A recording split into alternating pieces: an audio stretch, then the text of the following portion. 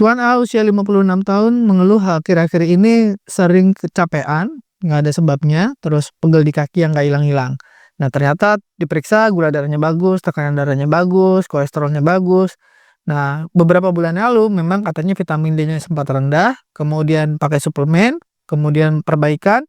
Nah, tapi sekarang vitamin D-nya turun lagi. Nah, setelah ditelusuri ternyata Tuan A ini memang sudah mengonsumsi obat penurun kolesterol ya jenis statin sudah lebih dari 5 tahun. Nah, kalau Anda seperti Tuan A yang mengonsumsi atorvastatin, rosuvastatin, simvastatin, dan jenis statin lainnya dan sudah lebih dari beberapa tahun, perhatikan 7 hal ini supaya Anda tidak mengalami seperti yang dialami Tuan A. Jadi kalau Anda mengalami hal yang nanti kita sebutkan, silakan evaluasi obatnya, konsultasi ulang dengan dokternya apakah perlu diganti obatnya. Siap pengen tahu apa aja 7 hal itu? Kalau udah siap, ayo kita mulai.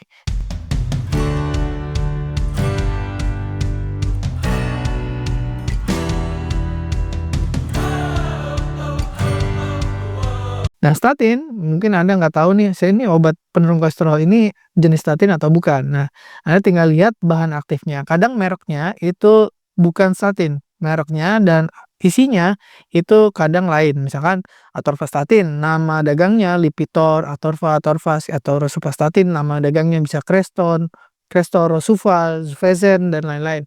Atau simvastatin, isinya tapi mereknya bisa Zocor, Simva, atau Zimvas, dan lain-lain. Atau juga Anda bisa ketemu misalkan isinya pravastatin atau fulvastatin, dan semuanya itu adalah jenis statin. Nah, banyak orang itu tidak tahu sebenarnya saya ini dikasih obat apa gitu ya. Nah, sekarang Anda udah mulai tahu nih isinya apa. Nah, kenapa orang diberikan statin? Yang pertama, biasanya Anda pernah punya riwayat serangan jantung atau stroke supaya mencegah kejadian berulang. Nah, ini bagus banget. Karena dari banyak penelitian, untuk mencegah jangan sampai berulang, ini memang statin itu sangat direkomendasikan. Yang kedua, karena memang Anda misalkan sudah pasang stent, pasang kateter gitu ya, atau udah pernah dioperasi bypass jantung dan lain-lain. Untuk mencegah jangan sampai ada penyumbatan, makanya diberikan statin. Nah, tapi ada juga yang pencegahan primer, misalkan kolesterol Anda sempat tinggi, Anda belum pernah serangan jantung atau stroke, ya tinggi banget, misalkan kolesterol LDL-nya 300 gitu, terus diberikan statin untuk menurunkan jangan sampai terjadi serangan jantung atau stroke. Nah, tapi akhir-akhir ini banyak juga yang bukan dari dokter nih, anjuran pakai obatnya ini karena sering nonton video YouTube atau TikTok gitu ya, jadi minum-minum sendiri gitu tanpa tahu sebabnya dan tanpa tahu efek sampingnya. Dan mungkin Anda minum karena dokter yang menyarankan, ya, tapi Anda nggak tahu kenapa gitu ya, pokoknya minum aja gitu. Atau dari keluarga, ya banyak juga nih pasien yang nggak tahu apa-apa, pokoknya katanya, "Bagus dok, saya jadinya minum aja." Nah, akhirnya Anda nggak tahu yang diminum dan akhirnya nggak tahu kalau apa yang Anda rasakan mungkin akibat dari efek samping statin dan lain-lain. Jadi setelah Anda tahu, Anda mulai nilai ya diri sendiri, "Oh kayaknya saya nih, ada efek samping nggak setelah minum obat ini? Nah, obat apa yang saya minum dan efek sampingnya apa?" Nah, kita sama-sama belajar. Kenapa? Karena statin itu manfaatnya besar, ya, terutama untuk yang pencegahan sekunder, tapi efek sampingnya sering tidak dijelaskan, ya, terutama di awal pengobatan. Akhirnya pasiennya bingung, merasa, "Oh, kenapa saya begini?" Padahal itu karena obatnya. Jadi kalau misalkan bener karena obatnya, bisa di-stop obatnya, nanti diganti dengan yang lain. Nah, apa aja sih yang mungkin banyak orang nggak tahu tentang statin? Nah, seperti Tuan A tadi, yang pertama yang paling sering justru malah vitamin D. Jadi, statin itu menurunkan kemampuan tubuh membentuk vitamin D dari sinar matahari. Anda berjemur banyak, harusnya ada vitamin D di dalam tubuh kita yang diubah jadi vitamin D aktif. Nah, tapi statin itu salah satu yang menyebabkan vitamin D yang ada di tubuh kita itu tidak bisa diubah jadi bentuk aktif walaupun kita sudah kena sinar matahari yang banyak. Yang dampaknya seperti tadi Tuan A itu kecapean, terus nyeri otot ya, yang nggak hilang-hilang padahal udah istirahat, udah dipijit segala macam ya, atau imunnya menurun jadi gampang sakit, batuk pilek dan seterusnya, atau mood-nya buruk dan mudah tersinggung. Nah, biasanya dicek dulu vitamin D-nya berapa ya. Kalau paling gampang itu memang paparan sinar matahari. Tapi kalau misalkan statinnya itu mengganggu, ya berarti statinnya ya kita hentikan dulu supaya vitamin D-nya bisa naik. Nah, diganti vitamin D-nya itu dari makanan bisa, misalkan ikan, telur, atau pakai suplemen vitamin D3 kalau memang kadarnya sangat rendah. Seperti tadi Tuan A cek lab dulu, oh vitamin D-nya rendah banget. Jadi kalau dari makanan kayaknya kurang cukup, jadi harus tambah suplemen. Ya gitu yang harus diperhatikan vitamin D kalau Anda pakai statin dalam jangka waktu lama. Itu yang pertama. Yang kedua itu adalah vitamin K2. Nah, K2 itu ketika kita pakai statin mempengaruhi sintesis vitamin K2, lain dengan vitamin K1 ya. Nah, K2 itu sering berkurang banyak, tapi jarang dicek. Nah, perannya K2 itu sebenarnya penting ya, untuk mengarahkan kalsium ke tulang. Jadi misalkan kita banyak mengkonsumsi kalsium, banyak minum vitamin D atau pakai suplemen gitu ya. Nah, itu akan membuat kalsium itu banyak di darah, ya. Jadi kalsiumnya banyak di darah, pakai makan kalsium, vitamin D-nya juga, banyak gitu. Nah, tapi kalau tidak ada vitamin K2-nya, nanti kalsiumnya mengendap di pembuluh darah. Jadi K2 itu yang masukin kalsium ke tulang, supaya tidak jadi penyumbatan. Nah, risikonya kalau misalkan K2-nya itu kurang, nah tulangnya rapuh atau tadi pembuluh darahnya banyak endapan kalsium, akhirnya pembuluh darahnya tersumbat juga gitu. Jadi vitamin K2 itu penting juga, ya memastikan kalsium berada di tempat yang tepat, yaitu di tulang, bukan di, darah gitu.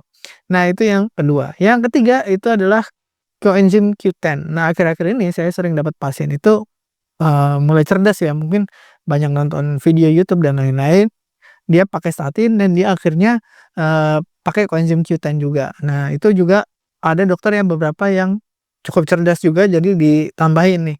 Dia pakai statin lama, misalkan pasien, pernah serangan jantung atau stroke itu akhirnya ditambahin coenzim Q10. Nah, ternyata dari banyak penelitian semua pengguna statin itu mengalami penurunan coenzim Q10. Ya, akibatnya misalkan yang tadi seperti Tuan A tadi ya, nyeri, pegel-pegel, capek ya. Nah, yang paling dikhawatirkan itu adalah gangguan fungsi jantung. Kalau kekurangan coenzim Q10 itu yang paling dikhawatirkan itu sebenarnya, penurunan fungsi jantung. Jadi jantungnya jadi nggak kuat gitu ya, lebih lemah. Nah, rekomendasinya itu dari AHA juga, dari Amerika, itu kita tambahin suplemen coenzim Q10 100 sampai 200 miligram per hari, ya terutama untuk usia lanjut. Nah, ini kalau yang tidak bisa berhenti statin, misalkan Anda pernah serangan jantung atau stroke, ini untuk pencegahan sekunder.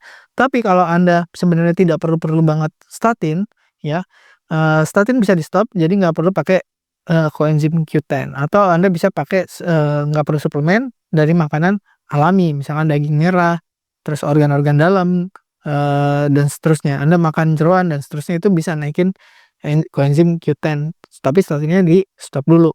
Nah, masalahnya, banyak pasien itu terpaksa harus minum statin, gitu. Jadi untuk pencegahan sekunder, misalkan serangan jantung, pernapasan ring, dan lain-lain.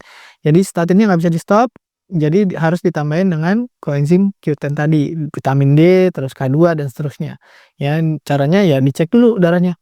Nah, tapi coenzim Q10 ini suplemennya nggak murah, gitu. Jadi, banyak pasien tuh, "Gimana nih Dok, bisa nggak nih di-stop nih coenzim Q10?" Bisa, kita coba tambahkan dari makanan alami, gitu yang tadi saya sebutkan. Yang keempat, itu katarak. Nah, ini kontroversial banget karena datanya konflik. Maksudnya ada penelitian yang menunjukkan bahwa, statin meningkatkan risiko katarak, tapi ada juga penelitian yang menunjukkan sebaliknya, yaitu statin malah memberikan perlindungan terhadap mata. Orang yang pakai statin malah yang katarak sedikit. Nah, ini berlawanan. Nah, tapi ini saya dapetin di banyak, kalangan dokter itu mengatakan bahwa penelitian tentang statin itu yang membayar itu adalah produsen statinnya atau farmasinya. Jadi, ya dua-duanya apakah bisa dipercaya? Ya daripada kita harus memilih, mendingan kita milih untuk langkah aman. Gimana caranya? Ya cek mata aja, misalkan, setiap tahun sekali, misalkan gula darahnya udah bagus, tensinya udah bagus ya, terus cek mata setahun sekali, walaupun misalkan Anda minum statin. Oh, tetap terjadi katarak atau mulai ada tanda-tanda katarak, padahal gula darah udah bagus. Nah, berarti penyebabnya dari kemungkinan dari statin gitu. Tapi kalau misalkan, oh gula darahnya masih tinggi, terus Anda minum statin, terus Anda katarak, apakah penyebabnya statin? Belum tentu, karena bisa aja penyebabnya dari gula darahnya. Jadi, waspada, ada gejala nggak? Misalkan, penglihatannya jadi buram, makin lama makin berat, ya coba ke dokter mata setahun sekali, ngecek gitu, ya. Nah, itu yang keempat, yang banyak pasien mengaku menjadi katarak, ya padahal gula darah udah bagus. Ada juga yang sebaliknya. Oh saya malah, tidak jadi katarak. Itu penelitiannya dua-duanya sama-sama banyaknya. Jadi yang mana yang mau dipercaya, kalau saya pribadi langkah aman, kita nggak perlu percaya satu atau yang kedua, percayalah dengan kita sering ngecek itu jauh lebih bagus ya, ngecek setahun sekali aja ke dokter mata. Yang kelima, insulin mulai naik. Nah, jadi ternyata banyak penelitian itu menunjukkan bahwa statin menyebabkan hiperinsulinemia atau insulinnya lebih tinggi dari normal gitu. Akibatnya apa? Akibatnya ya jadi obesitas atau sindrom metabolik atau diabetes tipe 2. Kenapa? Karena insulin yang tinggi terus-menerus itu bisa lama-lama menyebabkan resistensi insulin. Nah, kalau udah resisten, keluarlah yang tadi saya sebutkan, obesitas, sindrom metabolik, diabetes tipe 2 dan lain-lain. Jadi strategi pentingnya jangan hanya mengandalkan, statin gitu ya. Jadi andalkan misalkan makannya yang bagus gitu. Jadi angka kolesterol penting, tapi angka gula darah juga penting. Jadi makannya harus diatur gitu, yang rendah gula, yang rendah kolesterol jelek dan seterusnya. Yang keenam, nah banyak pasien diabetes itu bingung ya, gula darahnya kok nggak turun-turun, padahal dia udah, coba makan, ganti makan gitu ya, terus udah olahraga dan lain-lain. Terutama gula darah puasa. Nah, ternyata statin bisa menaikkan kadar gula darah puasa, tapi sebenarnya naiknya nggak segitu tingginya ya, maksudnya tidak sampai misalkan Anda jadi 180 gitu ya, gula darah puasanya dari misalkan 100 jadi 180 ya enggak. Ya naik, tapi ya mungkin 120 atau 110 gitu ya. Tapi ya kok nggak turun-turun gitu. Yang kedua, dia bisa mempersulit kontrol diabetes. Jadi gula darah pada penderita diabetes kok bisa fluktuatif, jadi setelah minum statin, naik atau terlalu turun. Nah, itu juga bisa terjadi. Tapi tidak semua pasien mengalami hal yang sama. Kenapa? Karena ada variasi individu. Ada yang naiknya dikit, ada yang naiknya signifikan. Tadi saya bilang kebanyakan sih naiknya tidak terlalu banyak, tapi tetap mengganggu. Mengganggu kalau kita pengen tujuannya supaya misalkan Anda pengen remisi misalkan diabetes ya, itu kalau terjadi seperti itu ya kita evaluasi obat apa aja yang diminum. Jadi diet rendah karbo seringkali lebih efektif daripada, nambah obat. Jadi misalkan Anda, pakai obat ini terus karena pakai statin terus ada peningkatan ya, terus Anda, gimana nih obatnya perlu ditambah nggak obat gulanya? Karena tidak tercapai targetnya. Jadi yang pertama dilakukan makan dulu ya, makannya dievaluasi dulu baru nambah obat kalau tidak tercapai. Yang terakhir yang nomor 7 ini banyak jadi keluhan, tapi banyak pasien itu nggak nyadar ya, yaitu pengaruh pada hormon terutama testosteron. Mau laki-laki mau perempuan sama. Nah, kalau pada laki-laki kelihatan banget ya, misalkan libidonya atau hasrat seksualnya turun, atau massa ototnya turun, ya energi dan mood-nya turun gitu, dan kualitas hidup secara keseluruhan memburuk karena ya nggak semangat hidupnya ya, lemes, malas dan seterusnya. Jadi ya kalau Anda udah usia misalkan di atas, 40 pasti ada penurunan testosteron. Tapi kalau ditambah dengan statin, itu bisa penurunannya jadi lebih banyak dan lebih cepat. Tapi apakah semua yang pakai statin testosteronnya turun? Belum tentu juga. Ya tadi seperti yang saya sebutkan, semua ada variasi individunya. Tapi kalau ada tanda-tanda yang tadi disebutkan, lebih baik kita evaluasi. Misalkan perlu dilanjutin atau enggak nih statinnya, perlu dicek testosteronnya atau enggak. Jadi kita sebagai pasien, kita lebih sadar.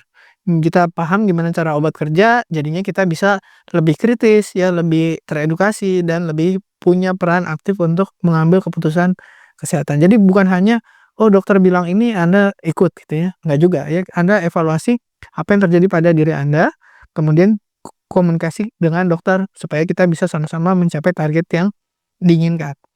Nah, video ini bukan mengajak Anda untuk stop statin, ya, tapi untuk lebih memahami tubuh Anda, ya, dan cara kerja obatnya, supaya kita bisa kerjasama dengan baik, gitu, dokter dengan pasien, diskusi nih, ya, jangan diam aja kalau ada efek yang, tidak nyaman atau yang tidak diinginkan, supaya kita bisa evaluasi, ganti obat kalau perlu, atau dilanjutkan kalau memang perlu. Ya, jadi obat boleh diminum, tapi tubuh tidak boleh diabaikan. Terima kasih sudah menyimak, saya Dr. Ruli, semoga bermanfaat, bagikan kepada orang-orang yang butuhkan. Assalamualaikum warahmatullahi wabarakatuh. Terima kasih telah menonton hingga selesai. Jangan lupa tulis pendapat Anda di kolom komentar. Saya Dr. Ruli dan saya sangat senang bisa belajar dan berbagi dengan Anda. Salam hidup sehat dan mulia. Jangan lupa tekan tombol like, subscribe, lonceng notifikasi, dan ikuti media sosial kami sehingga Anda tidak akan melewatkan ilmu berguna lainnya dari kami. Sampai jumpa di video berikutnya.